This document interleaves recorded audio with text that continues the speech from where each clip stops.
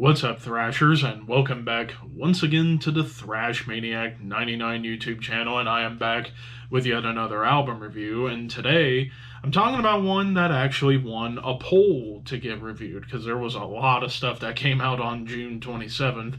I needed to whittle it down to 4, and you guys voted for this one. I am reviewing the latest offering from Drawn and Quartered, Lord of Two Horns. I'm sorry.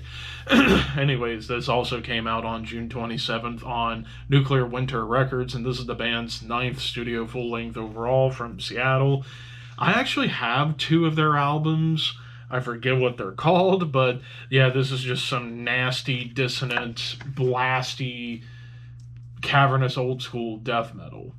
And I've always wanted to give this band a fair shot, considering I hear nothing but good things about this band. And when I saw they had a new album coming out, I'm like, okay, depending on what happens with what else is coming out that weekend, I'll probably talk about it. And thanks to you guys voting for it in the community tab on my YouTube page, well, here you go. So I will just go ahead and say, like, the baseline of this entire album, it is just blasty. Like, almost every single song has blast beats galore. These like evil tremolo riffs that can kind of range from bands like Morbid Angel, Incantation, Angel Corpse, hell, even Behemoth to a lesser extent on at least one song. But of course, the dissonance and the atonal riffs that you get all throughout this album definitely harken back to bands like Dead Congregation, Immolation, even little newer bands like Cruciamentum. Kind of, I hear that a lot on this album. But really, like I said, pretty much almost every single song, it's all about the speed and just the chaos it's going for. Like, and it starts that way immediately with Black Castle Butcher. It's just going right for the jugular with the blast beats and these gross, dissonant tremolo riffs. But of course, you get a good sense of the production. It's raw, it's murky, but fairly well balanced. Like, the bass is audible for the most part, but no real isolated bass moments, except for The Devil's Work Is Never Done. That was really the one song where you got an isolated bass noodle. The vocals are just evil, putrid. They stick to that, like, low, cavernous roar. Very rarely, if at all, does it ever go high. In fact, I don't think I heard any high vocals really whatsoever. Lead work, for the most part on this album, is mostly to complement the atmosphere, and that's feeling very cavernous, but there's occasional melody that comes up in some of these leads. Now, these aren't pretty ones, these are death metal melodies, and that's all she wrote in terms of that. But as far as like any difference in the songs, like individual moments where they stand out, I would say the opening tremolo and riff on the second track, Zealous Depopulation, that's where I get most of the Morbid Angel vibes, is on that track. But then even whenever it gets into like these thrashy rhythms, they kind of go for like that Vital Remains, Deicide, maybe even to a lesser extent Malevolent Creation type of thrashy death metal style, especially here on Zealous Depopulation. Like, there's a good amount of like a Deicide thrash fury happening. But of course, occasionally, like rarely does this album really slow down, but you do get a few moments where you get some groove, like in the title track and in the mouth of Into the Mouth of the Dead and Grimoire of Blood.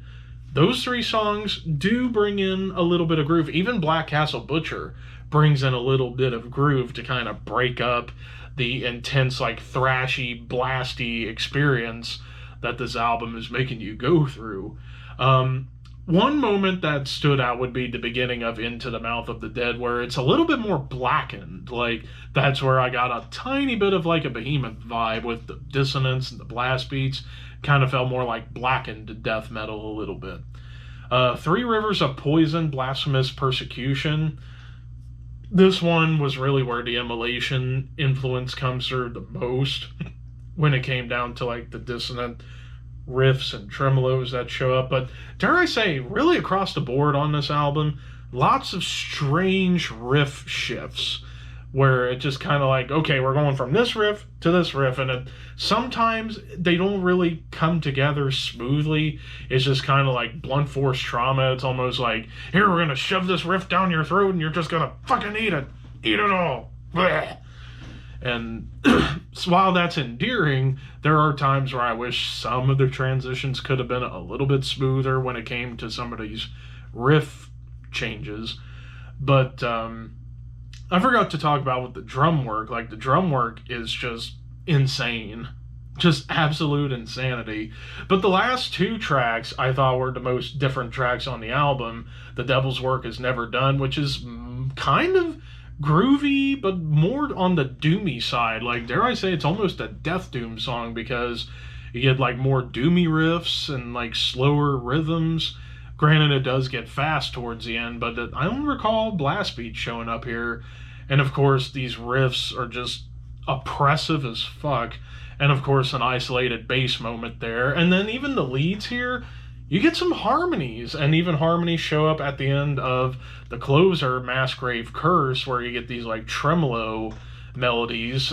And also, it was the shortest track at 2 minutes, and it's a brutal 2 minutes to close this album in a pretty nice way. So overall, like, this album is pretty damn solid. Like, despite some of the crazy shifts in the riff department, and also at times this album does feel a little bit like a one-trick pony where it's like just going for tremolos and blasts with not a whole lot of tempo shifts, but when they do show up, they are pretty standout. But the way in which these blasts and tremolos are being delivered is very endearing and really cool to hear. So overall, I'll give this a 3.5 out of 5. I thought this was a really good offering.